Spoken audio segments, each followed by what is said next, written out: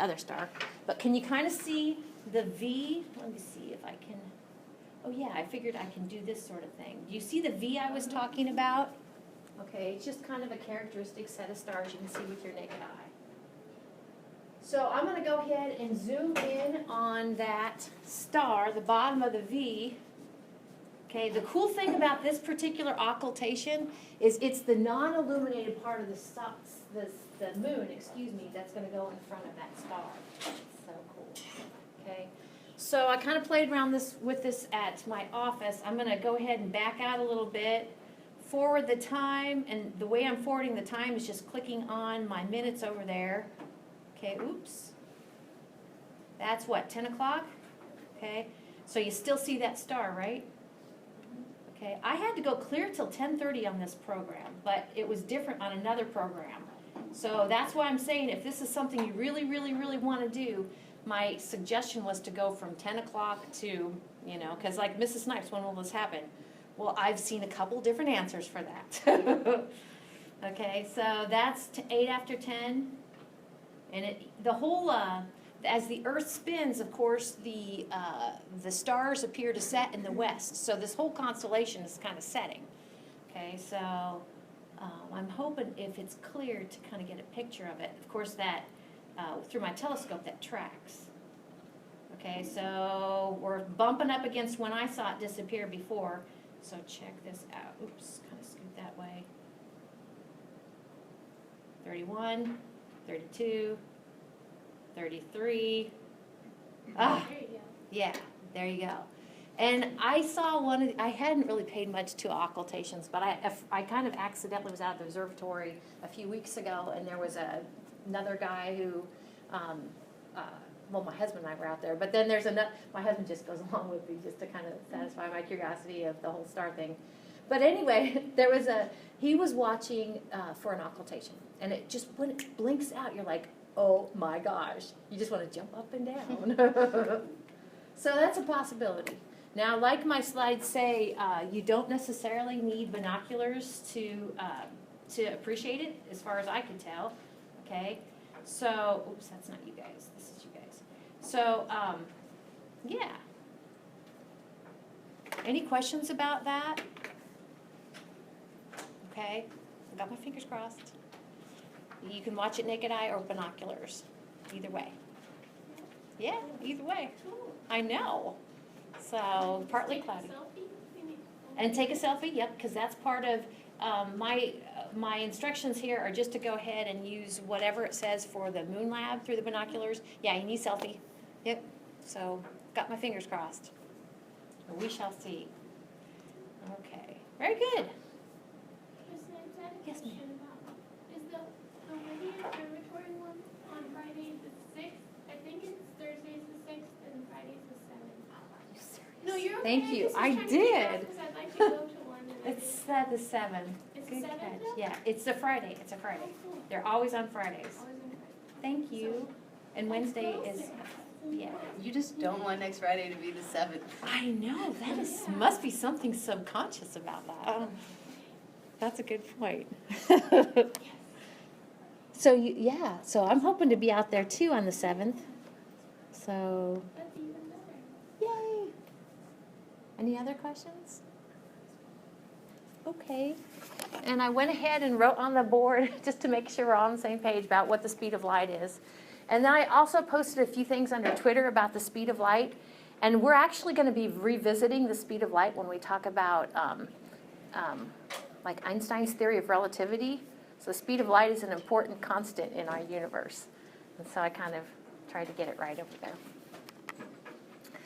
Okay. Oops. Maybe that's a little better. What is this constellation? Starts letter O. Orion. Can you see it, people? It's way brighter in this picture. It is way brighter. It's kind of... What's all the other stuff?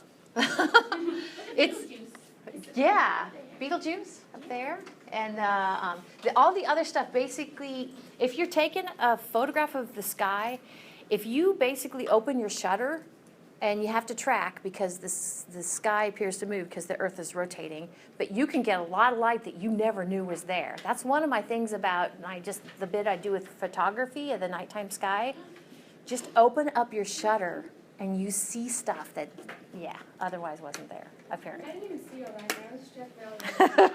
Are all those stars in our galaxy? Yes, that's another good question. There's Orion. Yep, and there's the belt and there's the sword. The only thing that's not in our galaxy that you see in the nighttime sky are other galaxies. Does that make sense? Okay, otherwise the nebula, the stars, the star clusters are all part of the Milky Way galaxy. So the only thing you see in the nighttime sky that isn't part of our galaxy is another galaxy. I never thought of it till just now, but that's how it goes. So why the main Orion constellation stars more? Why are the main Orion, what's that? Brighter? Yeah, why are they brighter? Again, it could have been, why are they brighter? Because whoever took this picture, that's how they kind of played it. I'm kind of surprised they're not even brighter, because if you open a shutter, you're basically allowing more photons to come from everything. And sometimes the problem with it is you get washed out. You get too much light from things, and you don't get your distant things. Things that are kind of wimpy. Yeah, So it's Orion's interesting. closer? So Is it those- closer than all those other stars? That's, Lindsay's asking, so are the main stars of Orion closer to us? Is that why they're brighter? And actually, we're going to be talking about that. Oh, yeah, it should be close. Yeah, that's what I Yeah. was. The other ones seem redder in color? Yes, and actually, it'll be in the next unit of material when we'll kind of talk about distant stars all kind of have this reddish look to them. And that has to do with, a few things. One of the things is, that's actually just now kind of coming to mind, is red stars are wimpy, so we might have more red stars than we think, okay? And red stars are what we call low mass, and there's actually more low mass stars than there are high mass stars. So finally, if we kind of do our photography right, we can kind of see what we don't usually see. So, good questions. Good questions. That leads us to this. The whole how bright is a star? We're going to really kind of hit that hard for a little bit. How bright is a star? Well, one thing is, if we could visit that star, we could measure its luminosity. So, we said luminosity, I think the other day we talked about in terms of watts, kind of the wattage of the sun, okay? And luminosity, again, you'd have to visit the star and have your little light meter there to see how much energy it's putting out, okay, in all directions. Now, the apparent brightness, now there's uppercase and lowercase. What does that M look like to you? Is it upper or lower? It is lower. And so apparent brightness means what it appears to us. And does this make sense? We're talking about the stars of Orion. How it appears depends on two things. It depends on how close it is, and it also depends on how much energy it's putting out. So those two things go to apparent brightness, okay? Sometimes apparent brightness, we use the letter lowercase m for apparent brightness. Apparent brightness also sometimes is just called brightness. Okay, what does it appear to us? So we're not visiting the stars, we're here, and we're like, okay, starlight, come here. Depends on how close you are and how much that star's putting out. Yep. Oh, it did say it was gonna have an attitude, didn't it? Okay. Now, obviously, the farther away something is, I like to think of it as like the more dilute the light gets, and it's kind of a cool thing. If you figure that star is emitting energy in all directions, okay, kind of as it's like it's shown here, how do I say this? The middle sphere is kind of this close, the second sphere is this close, the third sphere is this close. In each of those cases, that's kind of how the area that light from that star is kind of illuminating. So here it's illuminating not much area, here it's illuminating more area, and here it's illuminating more area, okay? It just so happens that if you're in line out here, you get less light, and if you're here, it's more light. Okay, you can kind of think of it both ways. So I was wondering where this was. Actually, this is on the next slide. It's the square of the distance. So in other words, if we are 1 foot or 2 foot or 3 foot, okay, the 3 foot is going to be dim by a factor of 3 squared. What's 3 squared? 9, yeah. The 2 foot's going to be dim by a factor of 2 squared, which is 4, okay. 1 squared, which is 1. So that's kind of your dilution factor. It's sometimes called the inverse square law.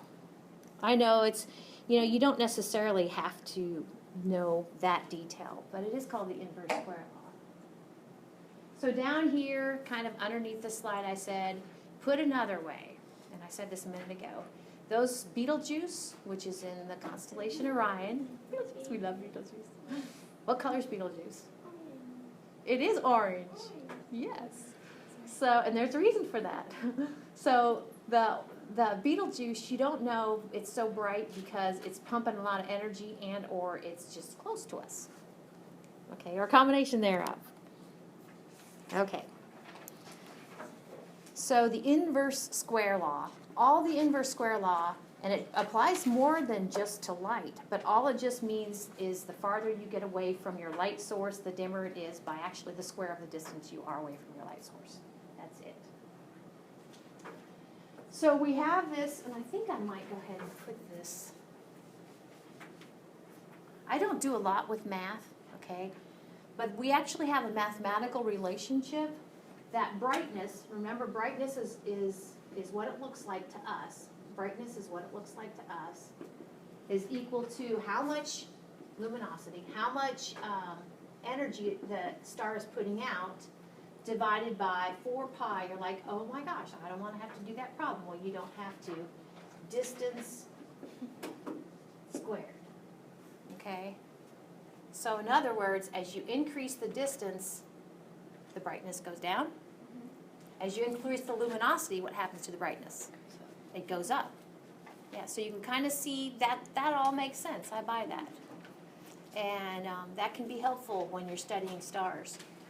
Okay. So we can rearrange this. Again, I'm not a math teacher. I'm a chemistry teacher. But we can rearrange this. I usually kind of cross multiply it. I like kind of put this over 1 and I kind of crisscross and kind of flatten it out. We could flatten it out the same thing and we could say luminosity, that's how much energy the sun's putting out. I'm not going to visit many sun or star. It's how much energy the star's putting out. I'm not going to visit many stars. But I can go ahead and measure the brightness, and I can go ahead and get a fix on the distance. Okay, so these actually, what it looks like here, and I'm going to show you how do we know how far it is away to stars. There's a few ways to getting that distance. So by golly, if you have the measured brightness, what it looks like here, the distance, you can get to what that energy that star is pumping out without visiting it with your little light meter. So that's kind of fun. Okay, another way is, do I really have to put this? I can. If we want to isolate distance, we actually end up having to take the square root of things. The distance is equal to the square root of how much energy it's putting out divided by its 4 pi times how bright it looks. These are just 3 equations talking about the same 3 variables in different ways. Okay. So we kind of talked about parallax. Do you remember parallax is, go ahead and do it again. Go ahead and take your, let's see how I'm going to do this. Take your finger and kind of extend it out and look this way and close one eye and close the other eye and see how things, maybe the screen or whatever, kind of change position. And then go ahead and bring your finger next to your nose and close your eye, one eye and the other eye again. Which place, when it was far away or when it was close, did you see kind of the background stuff jump? The far away. The far away one you saw it jump more? Mine was the closest. Mine was the closest. How many people was the closest jumped? How many people was the farther away jumped? Okay. I don't know. Actually, it's the closest. It's supposed to be. And it might be an eye thing. It might be your personal eyes. Go get your eyes checked. I just got my I eyes know, we checked. talked about that. But for most people, if it's far away and you close one eye, then the other eye, it doesn't really it doesn't move much with the background. Well, that's concerning. I don't know what to say. This is also a phenomenon if, and most cars have like digital readouts with regard to how fast the car is going. But the old-timey cars used to have like a needle, or a needle for how fast it's going, or a needle for like how much gas is left. Really? I know. And with that needle, if you were the passenger, okay, and you were looking at that needle, it looked like you were going at a different speed than if you were the driver. Okay, so that's actually parallax too. Okay, so assuming we go with kind of the nearby kind of moves, if a star is relatively close, okay, actually instead of it being kind of like the Big Dipper always looks like the Big Dipper, Orion always looks like Orion. If a star is relatively close, it will jump, it will change positions against the other stars. Like, oh my gosh, are you serious? And that's what this figure is kind of showing. The star in question is this purple one. Okay, so what it's showing is it's relatively close. And here in July, we look up and we see this star that looks like, let's see, 1, 2, 3, 4, 5, 6. There's 6 white stars, okay? They're far away. The purple one is relatively close. Here in July, we see it here, okay? The Earth orbits the sun, okay? And then here in, since the Earth is moving, it's kind of like closing one eye, opening the other eye. Now over here, this star appears over here, kind of to what? The left. And here it appeared to the right. It literally changed its positions relative to that background star. Now we're not used to stars changing their positions, and most of them don't. And this is kind of exaggerated. A lot of times it's like they change it this much, and astronomers are like, I saw that move, okay? And it's moving because the Earth is changing its position, okay? So. Can we measure that for like a distance? Yes, we could actually use this angle right here is called the parallax angle, and the bigger the angle means it changed a lot, and we can take that angle and translate it to a distance. Okay, the small angle means she's kind of close enough. The small angle means that not much parallax means it's farther away. The bigger the angle, it's closer. Yep. So we totally do that. We totally do that, or they do that, okay? Because one of the things I need to convince you of is how do we know this about stars? How do we know this about stars? Well, this is one way to know the distance of a star, is if it's relatively close. And by relatively close, we mean, wow. If it's, let's see, this method is used for stars that are up to 1,500 light years away.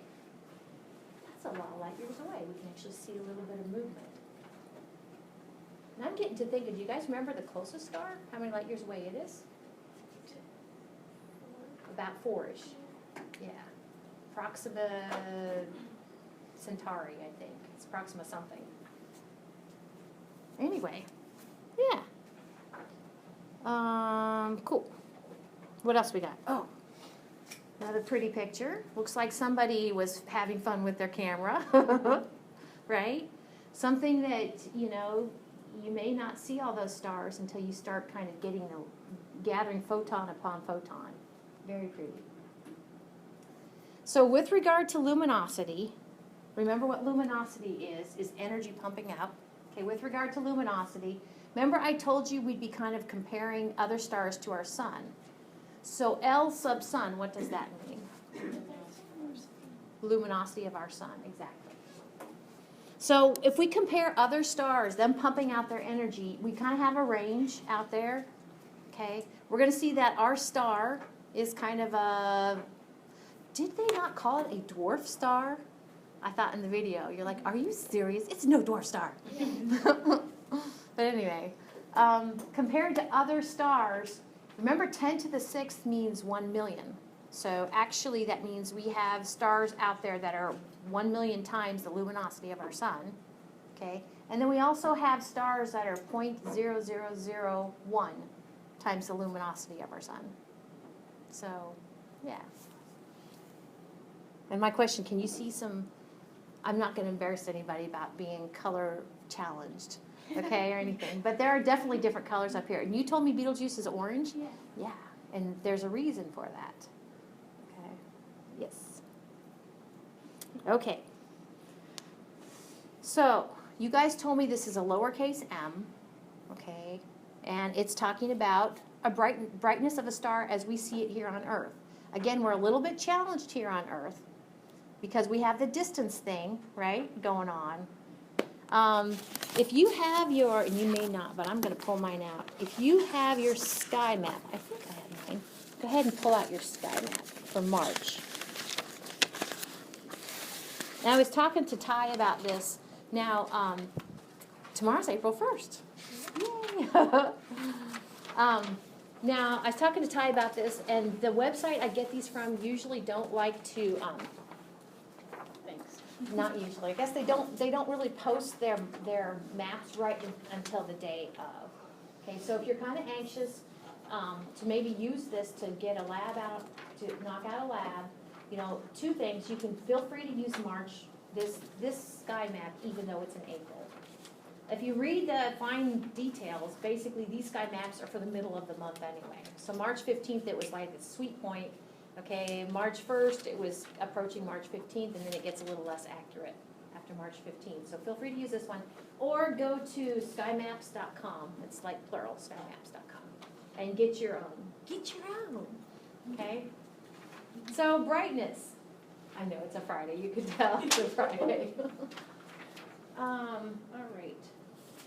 So if you have your sky map, go ahead and look down. We said that the big circles mean it's a bright star, and the small circles mean it's a dim star. So underneath that, you see the M is equal to -1 for the big one. M is equal to 0 for the next one. M is equal to +1. It doesn't say +1, but it is +1. M is equal to +2. Now what do you think? What's happening? Well, the dimmer star has what value? The dimmer star has the higher number. Very good. Exactly. And that's kind of the deal of it. I was getting ready for today's lecture, and I'm like, I bet there's a lot of these things where somebody starts something in science, or somebody starts a rumor or something, and it just stays like forever. And so clear back in the BCs, they started this brightness scale, and these guys were they lived in two different locations, different times, but Hipparchus and somebody else too. About the same time, I like to think of them like laying on their backs looking at the stars. And they said the dimmest star they could see was a +6. Makes me want to go up and ask them, why did you pick a +6 as their dimmest star? Okay. And their brightest star was a +1. I'm like, dude, it kind of reminds me, I know I'm getting sidetracked, but have you ever heard that the whole ham, like your mother cooks a ham, like every Easter's coming up. She cooks a ham every Easter, and every Easter she cuts off the end. She cuts off the end of the ham. You're like, finally, like, Mom, you know, we could use that ham at the dinner table. And so you ask her, and she says, well, that's the way my mother always did it. And when you ask her mother, grandmother, which is at the table anyway, she says, well, we did that because our stove was too small to accommodate that whole ham. So anyway, I do you know what I mean? don't think they had the concept of negative numbers then. I don't know, but Ty's saying the concept of negative numbers, that's an interesting thing to chase down. Like clear back then, they didn't know. I don't know. But we have the same thing going on now. So one of the things, and I don't know if you appreciate this if you work much with data, but something times 10 raised to a power, base 10, what I'm trying to say is the difference between m is equal to 1 and m is equal to 2, you're like, that's just one unit, but actually it's a factor of 10. So it's a big difference. Each jump is a factor of 10. Yeah, looks like you buy that.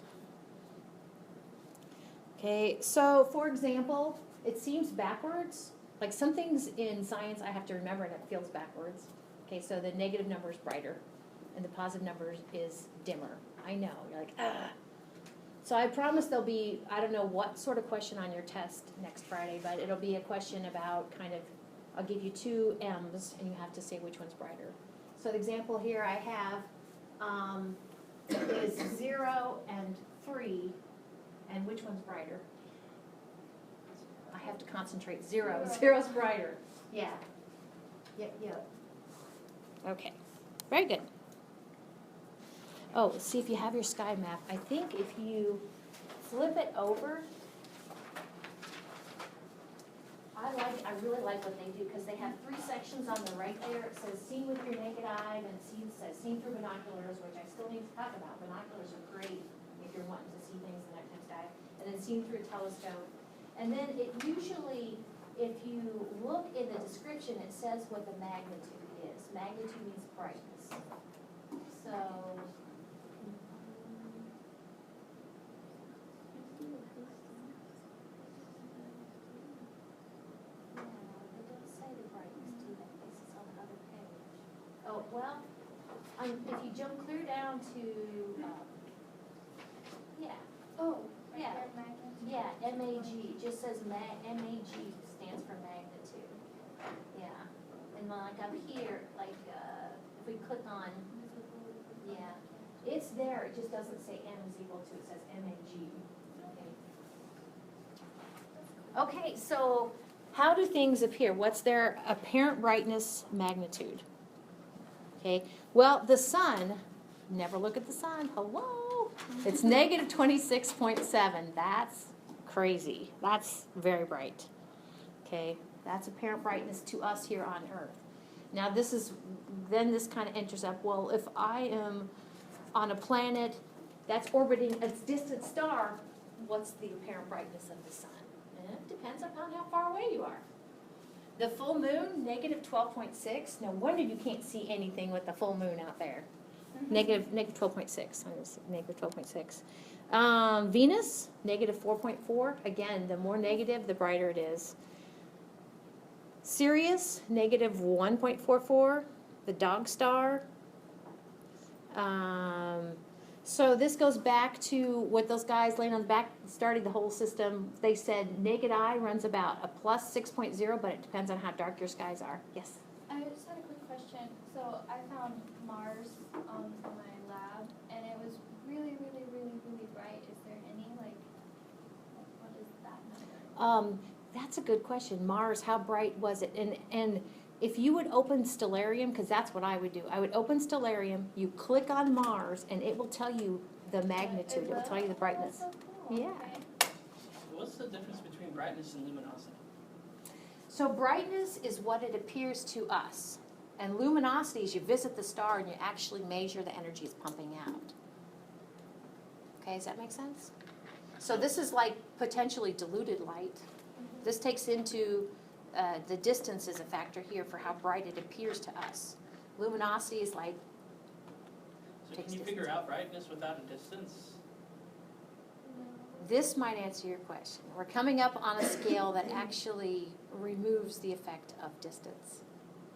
Can you figure out, what'd you say, can you figure out brightness? Without distance. Well, brightness is one of those low-hanging fruits that honestly you should be able to, if you have the right equipment, go out and go to the object in question and basically measure how much light is getting to you. That's the brightness. So.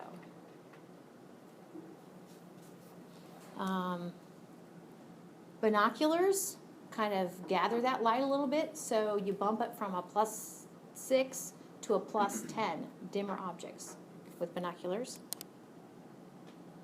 But Pluto is a +15.5, 15.1, excuse me. Go Pluto. So can you see Pluto with binoculars? No. Hubble Space Telescope, a +30.0. Go Hubble.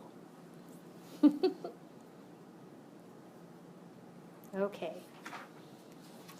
So that number up, that letter up there, M. So what is it? lowercase, uppercase. It is totally uppercase. Now, this is where I would like to shake my finger at people who came up with this and say, dude, could you not come up with a different, like, variable? Yeah. So we're kind of switching gears. For each object, astronomers can come up with what's called absolute magnitude, okay? So its absolute magnitude actually came about because we want to be able to kind of talk about stars and be able to compare the stars, like remove the effective distance. So absolute magnitude removes the effective distance.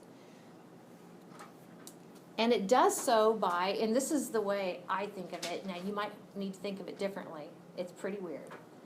So what I picture is here on Earth, basically relocating the object of interest to a same distance, a common distance. And that common distance is 1 parsec, which we haven't talked about distances of 1 parsec very much, but we have talked about light years. So you're looking at about 3¼ light years, 3.26 light years away. So I know it feels weird, but I picture you relocate that object at that distance. Okay, I know you can't really do that, but physicists can do it with math and stuff. So they make distance a constant. They make distance a constant. And then with distance a constant, then they see how bright it is, and then they write down the number, and that's its big M. That's its absolute magnitude. So with everything a common distance, the cool thing about absolute magnitude is that you are back to being able to kind of compare what that star is pumping out. Why? Because you've moved it the same distance.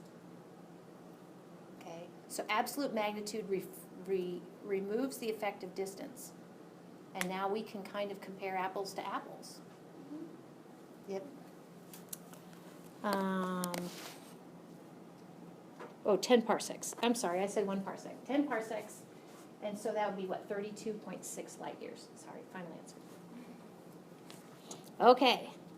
So, for instance, the sun that we know and love, -26 little m, apparent magnitude, or -26 brightness, if we were to, and I don't suggest doing this, move it 10 parsecs or 32.6 light years away, which that would be really bad for the Earth, okay? But it would appear, it would a lot dimmer, right? Instead of -26, it would back down to +4.9. Kind of a little wimpy star. We can still see it naked eye, right? Because naked eye is +6. Okay, so that means that its absolute magnitude, big M, is +4.9. Okay, so that's how that works. You kind of relocate it, common distance, and you say what its brightness, you use the same scale. You use the same scale we used before for the apparent brightness, but now it's absolute magnitude. I know, don't blame me. But it makes sense, I mean, I think. So if we go ahead and kind of take the stars or the things we like to look at, then those celestial objects, things we like to look at, the stars, etc., would range from a -2 absolute magnitude, -10 absolute magnitude to a +17 absolute magnitude. Okay. Why did they pick 3.26 light years? Like, why did they pick 10 parsecs? Why did they pick 10 parsecs? I think it has to do with a parsec is an angle, and that worked out well for the math. Or a parsec is a distance related to an angle, and that worked out well for the math. Yep, good question. Why that distance? Okay. So my last thing up there, and I kind of put it right here, your big M is related to how much energy that star's putting out, because you're all on the same distance. And I'll go ahead and kind of clarify what we've been talking about. Brightness, that's the little m. Okay? All right, too many m's. Kind of switching gears a little bit from that whole thing. What's it? This is absolute magnitude, yes.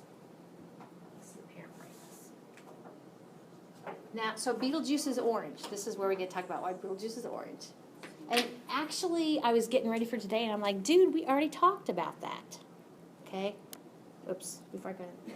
I think this might be a slide from clear back when we talked about, remember the cousins? Okay, good. Okay, so actually down here along the x-axis, we have short wavelengths over here on the left and long wavelengths over here on the right. And right smack dab in the middle is our Roy G. Biv, kind of red, orange, yellow, green, blue, indigo, violet. So these are kind of fingerprints of what these stars are sending. So if a star, now the photosphere temperature, the surface of a star, if it's about 3,000 Kelvin, okay, that's what these temperatures are. They aren't the core temperatures, but they're like, do you remember how hot our, well, it's probably up here, how hot our sun's surface is? It's about, on Kelvin scale, about 5,800 Kelvin. So two things, hopefully we're good with this. I think I asked you guys on a test. So the cooler it is, does it favor long wavelengths or short wavelengths? Long. The cooler it is, the long wavelengths, exactly.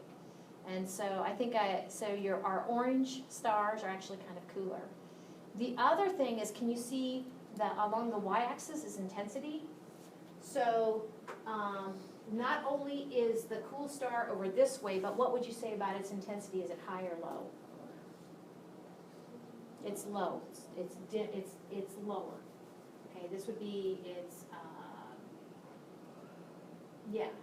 that's energy it's putting out. So those two things. Okay. Well, stars are actually classified into 7 categories. 7 categories. And they're kind of strange. They take on a strange sort of lettering system. And in order to remember the letters, here's the letters here. Here's the 7 letters. O, B, A, F, G, K, M. Okay, those letters don't mean a lot and stick in my brain. So an acronym to remember them is the phrase O, be fine, G can be guy or girl, kiss me. And if you remember that O, be a fine, guy or girl, kiss me, for each one of those words you have the letters that go with those 7 different types of stars. Okay? And so if you end up writing that down, O is the hottest and M is the coolest. So these are 7 types of stars. O is the hottest, M is the coolest. And we'll be referring to these, okay, kind of sense. Yeah, O, be a fine, guy or girl, kiss me. And this actually is kind of, you might recognize some stars here. Do you guys see the sun? What type is the sun? G, the sun is a G type. Exactly. So I've been kind of saying how the sun's kind of a typical star. Well, it's a little bit on the cooler side of typical. Okay? And when we talk about the thing that makes these different types of stars is mass, basically mass, kind of mass what they start out with. We're going to see these cooler stars, the M are cooler, and they are low mass, and the O are the hottest, and they are high mass stars. So we're going to have high mass, low mass. Okay, so O, be a fine, guy, girl, kiss me. So do you see Betelgeuse up there? What type is it? Yep, M. Yep, M type. Yep. So M's are kind of dim. So what do you think? Betelgeuse might be, bless you, might be kind of close. Yep. So we're gonna, my next slide talks about these. Do you guys recognize these? Those. Chemical fingerprint. What? The chemical fingerprint. They are the chemical fingerprint, exactly. They're dark line spectra, and if you know what they're looking at, it's kind of like reading DNA. Where the lines are an indication of what chemicals associated with these stars. Okay, so we can classify a star as O, B, A, F, G, K, M, those 7 types. And then kind of associated with that, we know it's surface temperature. So like if I go back, where is it? This third thing right here, that's how hot their photosphere basically is, okay? So if you classify them, you know the surface temperature. So this is all to say, here we go, looking at different colors of stars. The red ones generally are cooler, the white ones are the hottest ones. You see some orange, I almost see a green one there. You see a green one?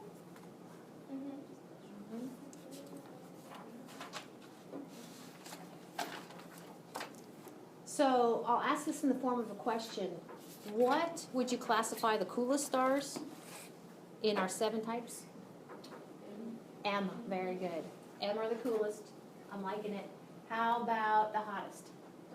O, perfect. Oh my goodness.